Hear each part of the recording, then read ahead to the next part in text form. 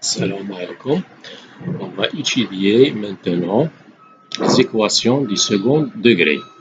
On va commencer d'abord par un lemme important. Si je prends delta nombre complexe, alors il existe un petit delta appartient à C tel que delta au carré égale à grand delta. Le petit delta, c'est exactement la racine carrée de delta. Comme vous avez déjà vu au secondaire, les équations du second degré dans R, bien sûr dans C, mais avec les coefficients A, B, C sont derrière. Maintenant, on va généraliser ça, mais avec des coefficients A et B, C, ce sont des nombres complexes. D'abord, si je prends par exemple un polynôme de cette forme, AZ carré plus BZ plus C avec ABC, bien sûr, en général, ce sont des nombres complexes. On peut écrire sous cette forme. Bon, vous avez déjà vu ça. Bon, cette égalité nous permet d'étudier les solutions de cette équation. Bon, si je prends si je prends bien sûr l'équation avec cette équation avec les coefficients A et B, ce sont des nombres complexes, mais avec delta au carré égale à b carré moins 4ac, ce b carré moins 4ac qui est égal à delta carré égale à bien sûr le grand delta appelé le discriminant de l'équation.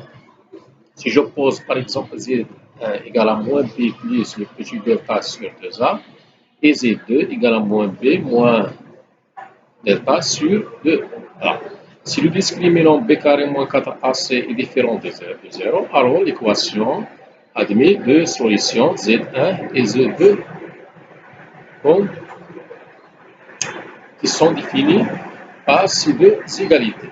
Si b carré moins 4ac égale à 0, alors l'équation a une seule solution, c'est-à-dire z1 et z2 sont confondus dans ce cas. Bien sûr, on a quelques remarques concernant ces racines. Z1 plus Z2 égale à moins B sur A. Z1 fois Z2 égale à C sur A. Z1 moins Z2 au carré égale à B carré moins 4AC égale à carré.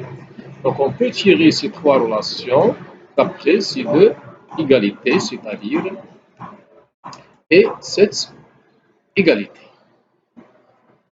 Maintenant, on va aussi remarquer qu'on peut factoriser cette polynôme, bien sûr polynôme, c'est-à-dire AZ carré plus BZ plus C égale à A au facteur de Z moins Z1 fois Z moins Z2. Maintenant, on va étudier les similitudes directes. Une similitude directe, bien sûr, c'est une application allant de C vers C, qui associe à chaque élément Z par un élément de la forme AZ plus B, bien sûr, avec A et B, ce sont des nombres complexes. Bon, on définit un point fixe de phi AB, c'est exactement phi AB de Z égale à Z, c'est-à-dire les points d'affixe Z qui vérifient phi AB de Z égale à Z. Maintenant, pour étudier la nature de cette similitude, on distingue trois cas importants. Concernant le premier cas, pour A égale à 1 et B égale à 0, l'application P1 0, c'est exactement l'identité de C, comme vous voyez, c'est-à-dire chaque élément Z de C, on a fait AB de Z égale à exactement Z. Maintenant, si A égale à 1 et B est différent de 0, on peut remarquer facilement que AB de Z égale à Z plus B. On a dans ce cas le A égale à 1. Donc, dans ce cas, on peut dire que Z plus 1 ou bien M' d'affixe Z plus 1 plus B est l'image de l'image par la translation de vecteur U d'affixe Z plus B, ou bien d'affixe de vecteur U d'affixe B du point M d'affixe Z.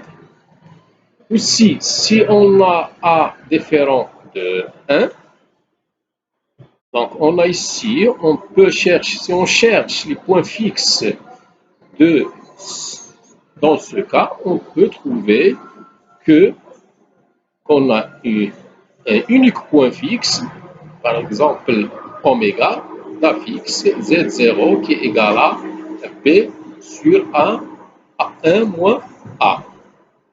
Et de ce cas, et un peu de calcul, on peut trouver que phi AB de Z moins Z0, c'est rho l'exponentielle Iθ Z moins Z0, avec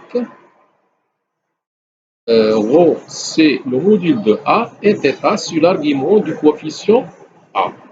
Dans ce cas, on peut remarquer que le point M d'affixe phi AB est l'image de M par la composée de la rotation d'angle θ et de centre oméga d'affixe Z0 et de l'homothétie de rapport rho et de même centre oméga d'affixe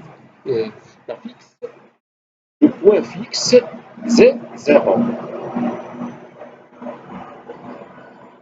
Et aussi, on peut constater que ces deux transformations communes, si par exemple P désigne la translation et R désigne la rotation, on a T rond R égale à R en T. Et merci.